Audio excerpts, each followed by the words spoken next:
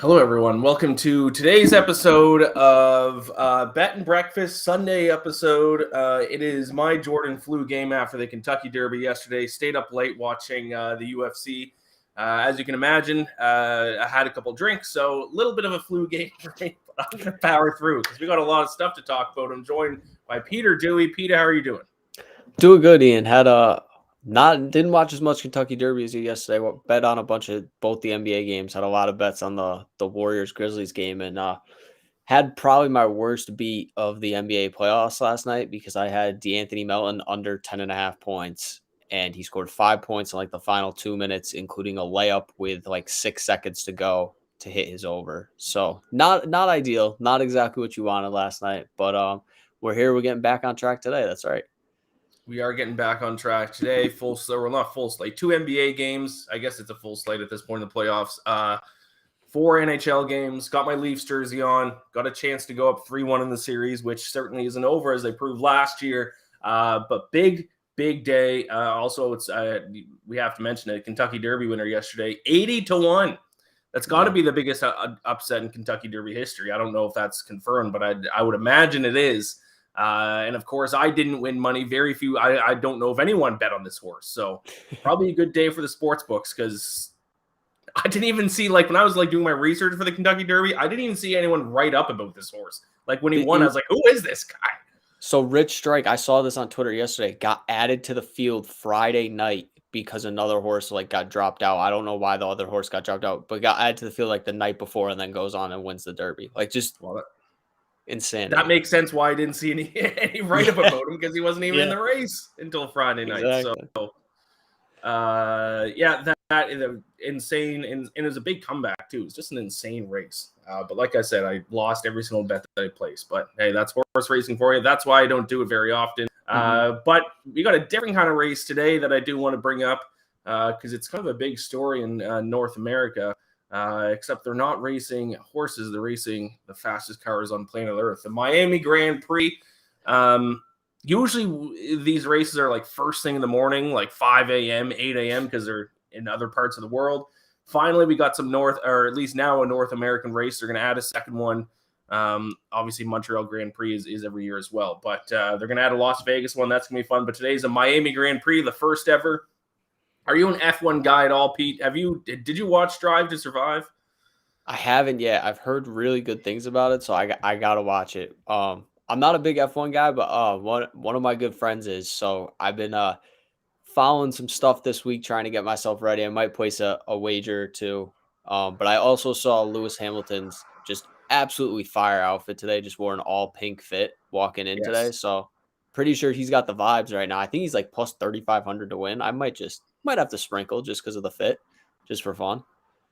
So that's your pick for there. You're an uneducated bet. Lewis Hamilton 35-1 to win the Miami Grand Prix. Hasn't won yet this season. No, yeah, crazy. Him and Max traded last year, but Mercedes, there was some rule changes in how the cars can get built, and Mercedes has not done a great job adjusting to those changes.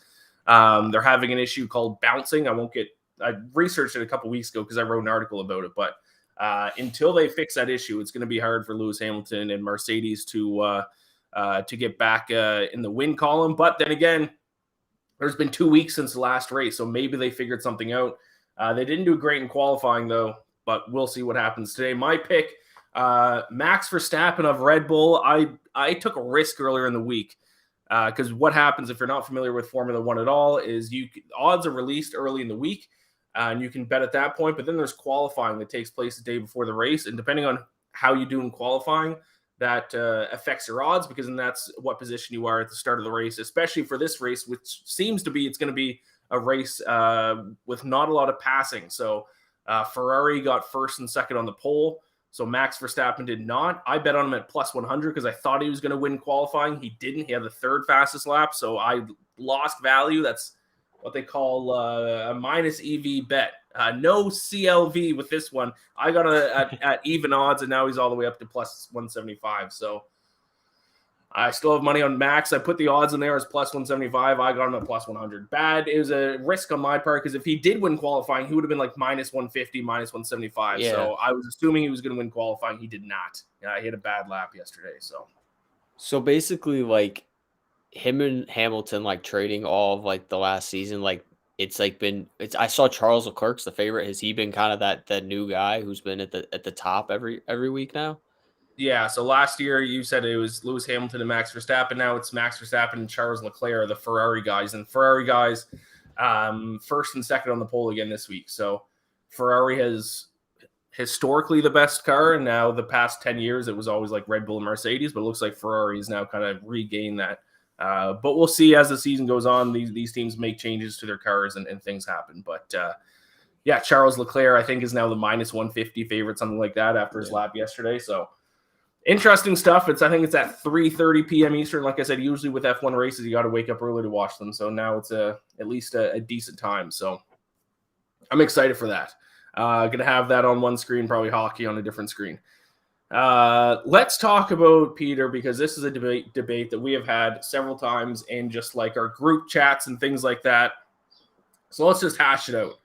All right. The Toronto Blue Jays, the New York Yankees. I'm obviously a Jays fan. You and Reed are both. No, is Reed Reed's a Mets fan. Reed's a Mets fan, yeah.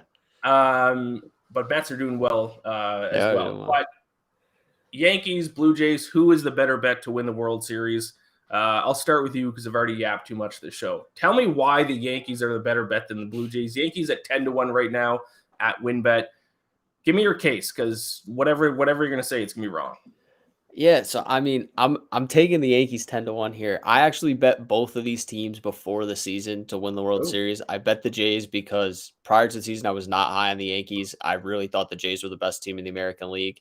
I actually bet them to win the American League. I'm sorry, I did not bet the Jays to win the World Series. I bet the Yankees to win the World Series because I do it every year, just because like if they do, might as well. I do the same thing. Yeah. So I got the Yankees at 9-1, I believe, at the beginning of the year. So that number's dropped, which kind of makes no sense to me because they've been the best team in baseball the first month of the season.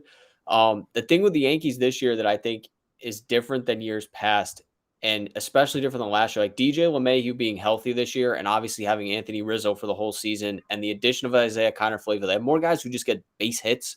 Like it sounds crazy, like it sounds like a simple, but the Yankees were so home run reliant the last couple of years. Like it's nice to have a few guys in the lineup. Like they've been able to keep games going where they're just getting hits. And like Rizzo had a great first month. He's obviously going to regress, but like LeMahieu hit like 260 last year. He's looking more like the guy who almost won the batting title like 2 straight years in 2019 and 2020. Looks a lot more like that guy this year. Kiner-Falefa is like a career 280, 290 hitter. So you have guys that are putting the bat on the ball and just making the offense go. And then obviously you have Aaron Judge and Giancarlo Stanton getting off the hot starts. But Yankees offense has been good this year. Their pitching is the best in baseball other than the Los Angeles Dodgers. And their bullpen is by far the best in baseball, the best bullpen ERA. The Yankees have lucked out because this year they've had the expanded roster, so they have more guys in the bullpen. It's kept some of the arms fresh. Michael King has been really good for them out of the bullpen. He had to start last year. And fingers crossed, if they don't get hit with the injury bug, I like this rotation right now with Severino, Cole, Tyon. Like, they're pitching well. So the fact that the Yankees are number 1 in OPS, number 2 in team ERA, number 1 in bullpen ERA, like, it's not going to stay the same the entire season. There's going to be ups and downs, but I just think the fact that they're 10-1 right now and have the best record in baseball, you're actually getting a decent value compared to what a normally very public team would be at. Is Nestor Cortez Jr. a Cy Young candidate? I will not go that far. I know Reed has said that. I will not go that far. That is a little too much for me. I love Nestor Cortez, but if Nestor Cortez won the Cy Young, man, they'd be dancing in the Bronx. I don't know how. It's not going to happen. It's not going to happen. Somebody else. I mean, shoot, your guy Alek Manoah is having a better year than him probably right now. So I don't know. Let's go Alek Manoah. I believe he's pitching today for the Jays against the Guardians. So build on that Cy Young resume. I got a bet on him. I think it's 15-1 for him to win the Cy Young. Shane McClanahan's my other Cy Young bet, not to get too off track, but he's also having a good year in the AL. Listen, to be honest, your take's a little bit more reasonable than Reed, he is a Mets fan, but for some reason he's loving the Yankees this year as well. It's strength of schedule, though, man. We see this every single time, every single MLB season, especially with the Yankees. They go on a little hot streak. They beat up a bunch of garbage teams. The Yankee fans start declaring them World Series champions. And then like a month later, Aaron Judge starts striking out every single at bat. They can't get any runs. Their pitching falls apart, and then everyone calls for everyone to get fired and to start a rebuild. We've seen it time and time again. I don't know when baseball fans are going to start to learn about this, because it happens every single. I remember there was a time last year where the Yankees literally were World Series betting favorites, and that did not go well after that. They stumbled at the end of the year, barely got it in the playoffs, and then had an early exit. So I don't believe in the Yankees whatsoever. I looked at strength of schedule. I got it right here. They have so far this season, they've had the 5th easiest schedule in Major League Baseball. Brewers have had the easiest in Cardinals, Rockies, Rays, Yankees. Jays, on the other hand, 4th hardest schedule. Only the Reds, Orioles, and Diamondbacks have had a harder schedule so far this season than the Toronto Blue Jays. So there's a reason why odds makers, despite the Yankees having a better record, there's a reason why the odds makers have the Jays up at plus 600 and the Yankees are still at 10-1. So I will say, though, I'll be a little fair. I am concerned about the Jays bullpen. That was my concern heading into the season.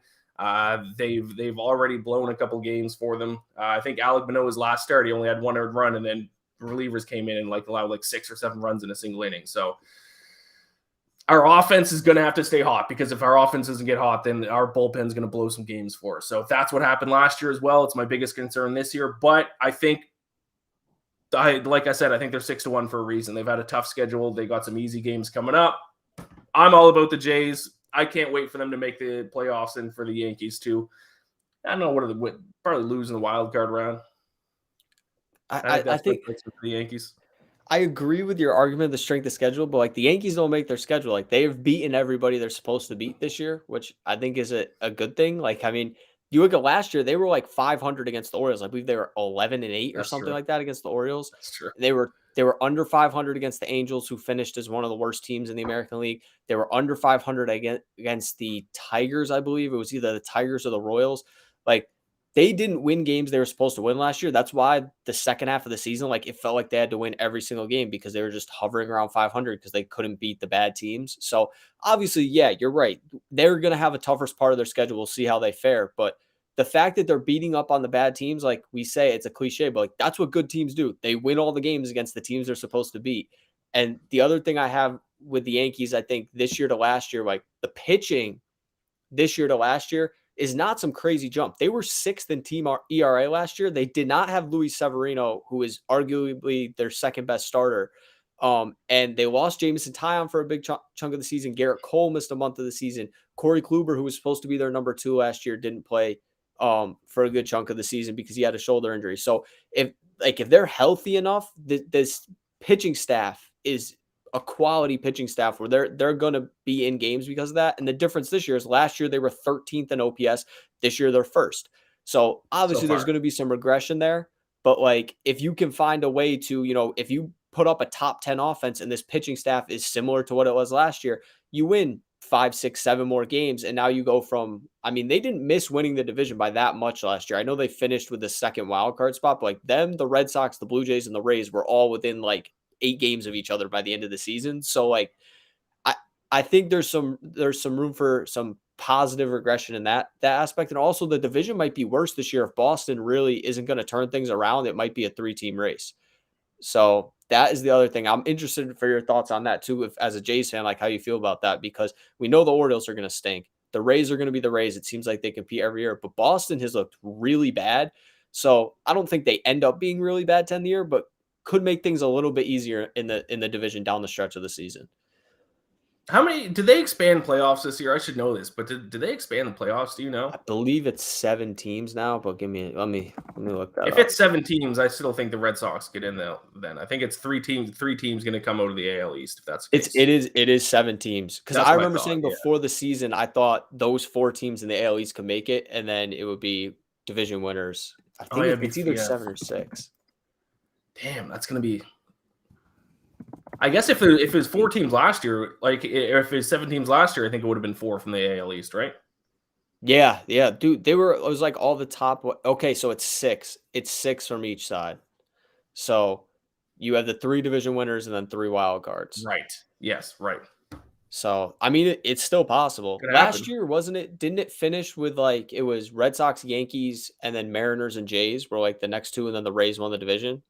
So, like, Yes. it would have almost been all four of them in.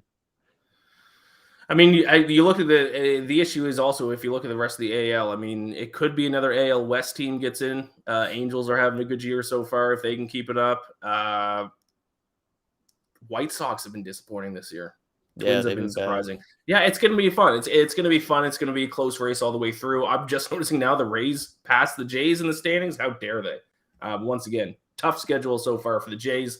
They actually played 2 games set this week, Tuesday and Wednesday, with the Yankees. That's going to be a big series. That's where if one of those two teams can win 2 games there, that's going to be massive. Yeah, that's That might prove to be huge come the end of the year. yeah. It's interesting too. I noticed that the Jays have played a ton of division games to start the season. I don't know how you feel about that because I know the Yankees to end last year they played a ton of division games and I hated it because I was like, we're playing all these teams and like we have to win these games because it's like it's almost like you lose 2 games. It feels like because you lose the game, obviously they're gaining a game on you. At least when you're not playing them, you can like keep it even. So yeah, that's start the season, it's not bad where they are. They're what 17-12. Like I don't think the Jays are a bad bet at all. Like I said, I bet on them to win the AL. Like I don't think they're a bad bet at all. I just think there's a little value on the Yankees here at this point in the season. How long until you get a Russell Wilson poster in the background there? Oh, it's a good question. I'm in my childhood Cromwell home for Mother's Day, so might I have to noticed the move that Broncos to my quarterback. I looked closely. I was like, is that already a Russell Wilson poster up there? But is that Peyton? yeah, it's Peyton. Yeah, it's Peyton. Little Peyton action. No, I love it. Russ is gonna have to. They're gonna have to make the playoffs this year. I like Russell Wilson, but the Broncos got to make the playoffs this year. If Russ can't get them to the playoffs, they're doomed. They got to blow it up. Yeah, we'll see. Tough division. But let's move on to the NBA here. I'm going to lean on you for this because I've said this every show. I feel like through the NBA playoffs, I'm not an NBA guy. Going to lean on you for this. I believe 2 Game 4s. Let's start with the Suns Mavericks. Suns are up 2-1, I believe. Give me a little breakdown of today's game. I'm going to bring up the line here in a second. I'm assuming the Suns are favored.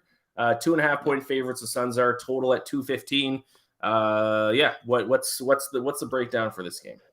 Yeah, so I mean, the Mavs won game 3, and they played great. Forced a ton of turnovers. Phoenix turned the ball over 17 times. That's just not something they do. Chris Paul had a ton of turnovers. Probably played his worst game of the playoffs in game 3. So if you're a Suns fan and a Suns better, like you kind of just got to throw that one out. It was like an anomaly kind of game for the Suns. Devin Booker only ended up taking 13 shots because they turned the ball over so much.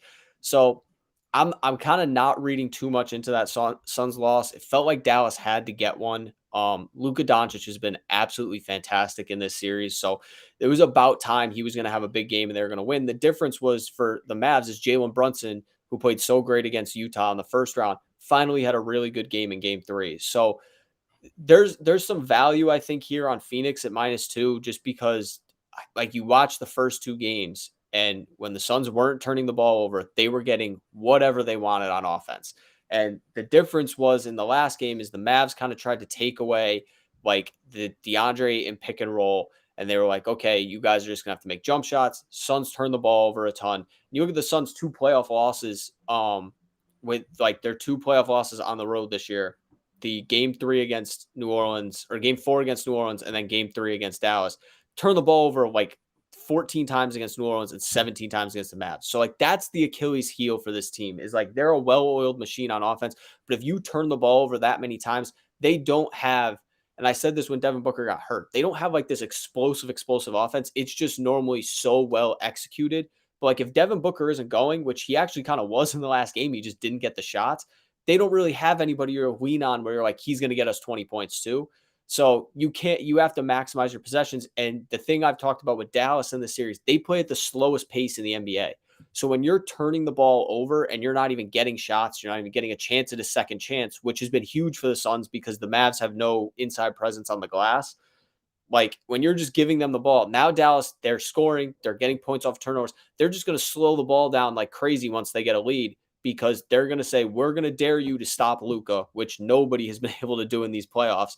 And we're just going to kind of grind it out down the stretch. We're not going to give you a chance to run up and down on us and come back in this game. So I think there's value on the Suns today. I actually bet the Suns team total over in this game. It was at 108.5. They've cleared this total in every single game except those two losses I mentioned. Game 4 against the Pelicans and the last game, game 3, where they turned the ball over a ton.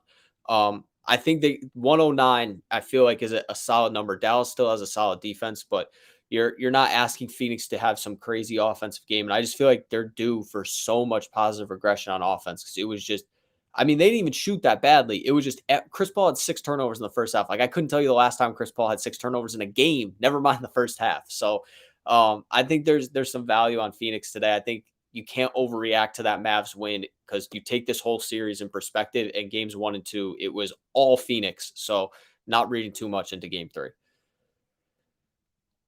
Suns team total over. I like it. Let's talk about the next series here. The other game 4, Heat 76ers. I put in Heats as if there was more than one in the caption there. Whoops. I used to consider myself a Heat fan back in the day. When people would ask me what team I cheered for, I say the Heat, but I've kind of given up on that because, listen, I don't think I could even name who their 5 starters are, but I loved Dwayne Wade back when he led them to a championship. When was that? 2004, 6, somewhere in that 2006, range? 2006. Yep. Yep. Big Heat fan back then. Like I said, I no longer claim the Heat. That would be disrespectful to the franchise, but they are up 2-1 on the 76ers. I think they were up 2-0, and then the 76ers won game 3, I believe, in Philadelphia. So game 4 again in Philadelphia. Give me a breakdown for this. I know you have a best bet in this game as well. We're going to get to that after, but just talking about side and total here. Heat are 2-point underdogs in Philadelphia, total at 207.5. Yeah, this is an interesting one, because obviously Joel Embiid didn't play in the first 2 games of the series in Miami, and the Heat rolled. They won easily. They got to the rim at will. Bam Adebayo had 2 big games for them. Jimmy Butler was able to get to the rim at will. Victor Oladipo was able to get to the rim at will. And then you bring Joel Embiid back in game 3, and he was clearly not 100%. I believe he finished with 18 and 11, still very solid. But the presence of him down low, Miami only scored 79 points in that game, and they couldn't get anything going to the basket. Embiid clogs up the lane. And when you look at what the difference is between the Sixers when Embiid plays versus when he doesn't play, when he's not on the floor, they were playing DeAndre Jordan at center for some minutes, and then Paul Reed at center for some minutes. And to put this in perspective real quickly, DeAndre Jordan is just a shell of himself at this point. His net rating in this series is like minus 20. So basically, Miami was like, we will just go at him every single time he's on the floor, because he's just not the same player anymore. He wasn't giving them any rim protection. He gives you nothing compared to Embiid on offense. All he's doing is catching lobs, maybe get an offensive rebound. And so when Doc Rivers went away from DeAndre Jordan, which is the smart thing to do, they went small with Paul Reed. The issue there with Paul Reed, who's about 6'8", 6'9" on a good day, is now Bam Adebayo has the size advantage inside, something he doesn't have against Joel Embiid. He was just dominating on the glass. They were getting layups. They were just getting to the rim. There was no rim protection. So you bring Joel Embiid back into the fold, and you watch the first quarter of that Miami game. They couldn't get inside to get to the rim, and they were forcing bad jump shots at the end of shot clocks. That's why they struggled in that game. This game ended up being tied at 57, and the Sixers just dominated the rest of the way. The Heat just kind of fell apart. James Harden picked up his 4th foul, ironically, for the Sixers, and Miami just never was able to pull any kind of lead, and the Sixers kind of rolled the rest of the way. So I actually think Philly has a chance to even the series tonight. Obviously, it's going to depend on Embiid's health. Like, he took a couple shots in game 3. You don't know. He has an orbital fracture in his face. Like, if he catches a stray elbow, like, could be done. So you're obviously taking some risk in that. But if he's on the floor, these teams are very even, because you take away Miami's best part of their offense, which is Jimmy Butler get downhill, Bam Adebayo get downhill, get to the rim. You're going to be forced to take a lot of jump shots, and I'll talk about why that matters in my best bet. So I don't mind taking the Sixers to win this game. I haven't bet it yet. I'm still kind of trying to figure out what I want to go with, if I want to just stick to props in this game. But the way game 3 played out, it's hard to take, unlike the Suns Mavs series where everybody was healthy, it's hard to take game 1 and 2 and put a ton of stock into it, because it's not like, oh, they added, their 5th starter back into the rotation. Like, they added the second leading player for MVP right now, could win the MVP very well, back into the lineup. So the fact that Miami got the 2-0 lead, great. but then they brought the MVP back and they lost by 20. So I think there's going to be some kind of like middling of those two sides, but at the same time, if the Embiid is that big of an effect on the defense, I just don't see a way where Miami just comes away with some kind of easy win. So the Sixers being at home, they would be the side I would lean to in this game, with Embiid healthy. How do you think Embiid looks with a mask on? I mean, it's better. So he had to wear this a few years ago. He had to do a similar thing with a mask, and he had to wear goggles on it, and the goggles would fog up on him, and he was getting so frustrated by it. Like you get to the free throw line, you'd see him blowing on the goggles to get the fog out of him. He honestly, like, he looked fine. Hit a couple jump shots, got to the rim. I was shocked at how aggressive he was inside going to the rim because just natural, like human nature, like you don't want to get hit back in the face again. But he was like going into people, he was getting to the rim, he was contesting shots, and honestly thought he played better defensively in game 3 than he did towards the end of the Raptors series when he was dealing, which he still is, I'm assuming, the torn ligament in his thumb, where he was kind of like, it seemed like there were times the Raptors were getting to the rim and he was kind of shying away, like, I'm not going to get my hand in there and risk anything else. He was much more involved in this game. And with the way these two teams play, they both play at a really slow pace, 26th and 28th in the NBA. And like Miami's very methodical in the front court, in the half court. So like if that's how they're going to play, you're not asking Embiid to really defend a ton of guys who are coming downhill like on a fast break, where it's like if they're getting into the half court, like it's like, okay, we're coming off a screen, we're getting to the rim, where maybe he's a little bit more comfortable stepping in front. So I thought he looked good. Like did not have high expectations for him. I was hoping he would play like 25 minutes, maybe just be able to give them enough on offense to pull out the win. And I mean, he looked like his normal self for all things considered. So does he look more intimidating with the mask on? I would say no, to be honest with you. The mask, really? I don't like the way I don't know if I love the way the mask looks. I think I would wear a mask even when I was not hurt. I feel like it adds to an intimidation factor. You look like a Batman villain or something. He does that. I will say that is true. He does look that. I forgot who. I think it was Russell Westbrook. I felt like Russell Westbrook had the most intimidating mask because he had the one that like he wrapped it around his head, and he would wear a headband, and it just looked like his face was like the Phantom of the Opera like mask. It was so funny. So that might have been my favorite one, but Embiid also takes it off like every 5 seconds. It feels like I was like every time you look up, he's got the mask on the top of his head. He's pulling it back down. I'm like, I mean, he has to wear it, but it's like how much is this really helping at this point?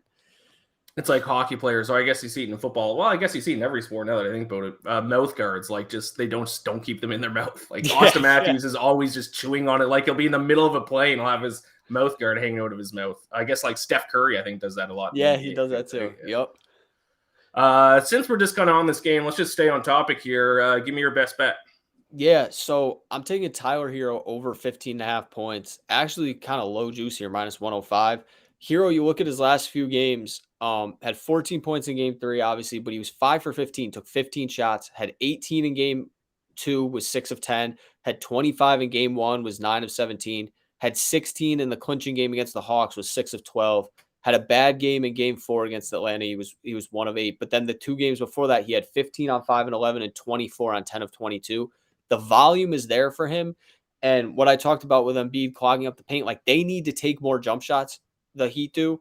And that's why they kind of relied on Hero. That's why he took 15 shots in game 3. You look at Miami's roster with them not playing Duncan Robinson right now, basically for defensive purposes because he can't guard anyone. Like they have Max Strus, they have Tyler Hero, they have Kyle Lowry, who's kind of playing injured with a hamstring injury, and Victor Oladipo, who you can like really rely on to make jump shots. Like I love Jimmy Butler. I think he's, one of the more underrated stars we have in the game.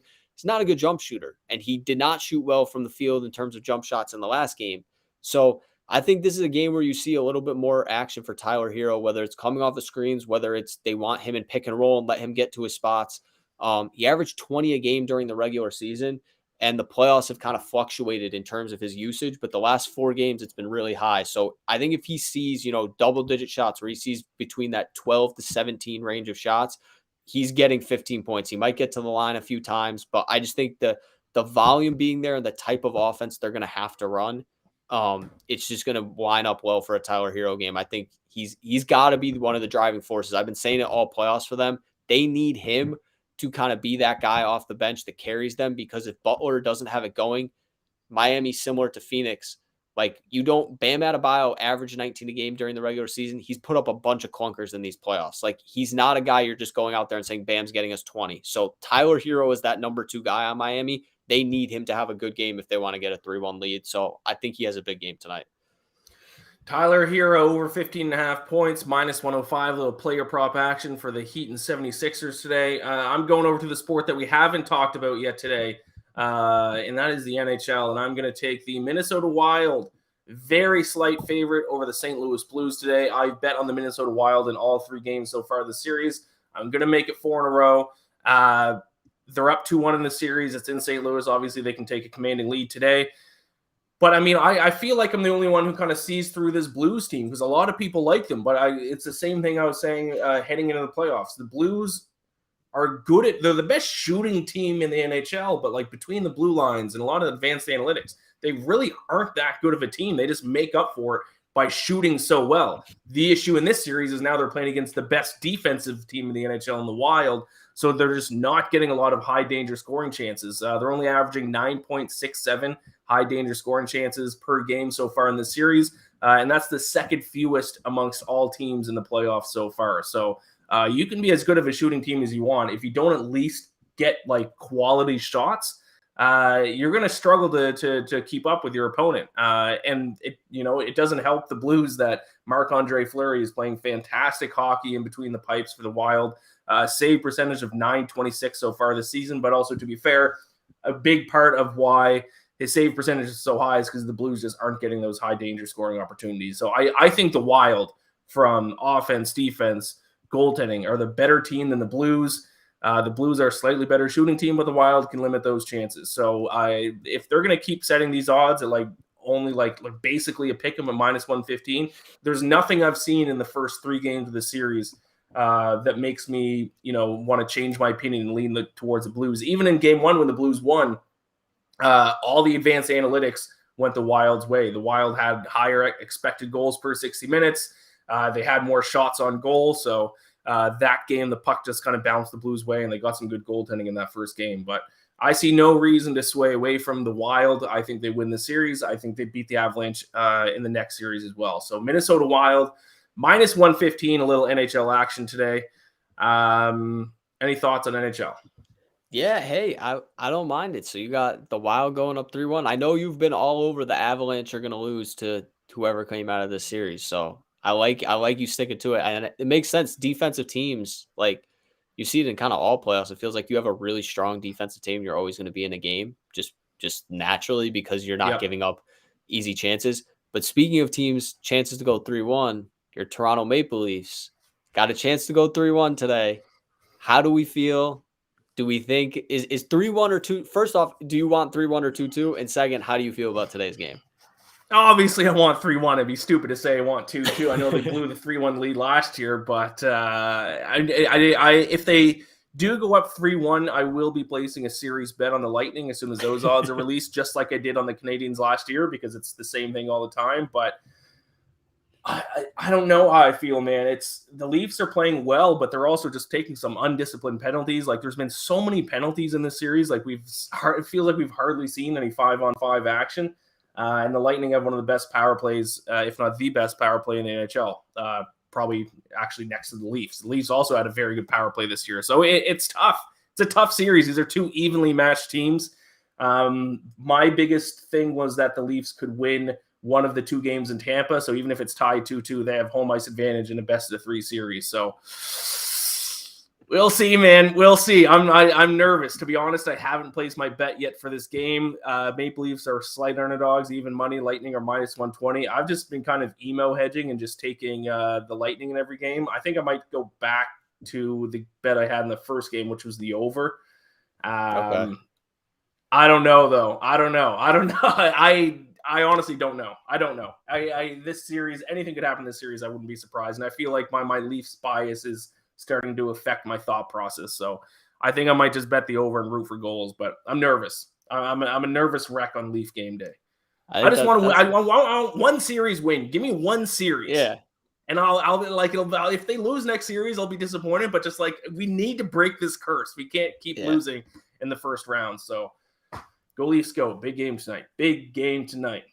Got one more NHL question for you, because I watched a little bit of my Rangers last night. Yeah. And ooh, baby, that was a rough first period. But then they tied at 4, and then they blow the game. They lose 7-4. They should have put Shesterkin back in net. Yeah, what are we thinking here? Like, are they getting too cute with this? Like, what are we doing here? Why are they going away from the guy who's the best goalie in the NHL? I didn't sit down and watch the game yesterday. It was kind of on in the background because I was at a Kentucky Derby party. But I don't. Once again, I wasn't watching, so I don't know exactly what happened. But I'm confused why they pulled Shesterkin, unless they just gave up and then just wanted to rest him for the next game. But I think I said this after game one. I think the game one going to triple overtime and then losing was the worst possible situation, because I think Shesterkin's tired. Like, that was he faced 83 shots in that game. Yeah. And now you're going to play a best-of-7 series against a team that's as experienced and as gritty as the Penguins are. It's tough. And if you don't have Shesterkin standing on your head, the Rangers are a fine team, but like the advanced analytics, their record is what it is because of Igor Shesterkin. So if he's not playing well, they just can't win a series. So it's going to be tough. Are they down 2-1 now, I think? Yeah. Yeah, so they're down 2-1. From what I saw, like, I watched the first period, I turned it off when they went down 4-1, and it was just like all 3 of the goals after it was 1-1 were just like the Penguins had like a free run, like 3 guys in front of the net, and it was like, I don't even know how he would stop this, like, even if he was playing well. Like, there was one, right. I forgot who it was. Guy shot it off the boards and it came right back to him. And the Rangers defenseman just like all moved away from the net basically to go for the puck. And the puck just ended up right back with the Penguins guy right in front of the net. And it was just a 1-on-1. I'm like, they're going to make that 9 times out of 10. Like, it's like a freebie. Yeah. So, yeah, it was not good. But the fact that they tied it and then they went to blow it was just like, I'm happy I turned it off and didn't go back to it. Like, I watched the Warriors game instead. And I was like, if I watched them tie it and then blow the game, I would have been so pissed. I'm like, oh, you got to be kidding me. So they're in trouble. I feel like they have to win game 4. Otherwise, I don't see them winning 3 in a row. Yeah, I mean, maybe even though they ended up losing the game, maybe taking Shesterkin out early is going to rest him up a little bit here, and it'll be a little bit more fresh for game 4. So that could certainly be a positive. But I mean, that series was literally set at a coin flip, and rightfully so, because who knows what's going to happen. Just looking at other games today, by the way, I'm just going to list off my other NHL picks because I'm betting on every NHL game. Taking the Hurricanes again, plus 112 in the game that starts in an hour. Already gave out Wild minus 115. Think I'm going to go with the over in Maple Leafs Lightning. Haven't locked that in yet.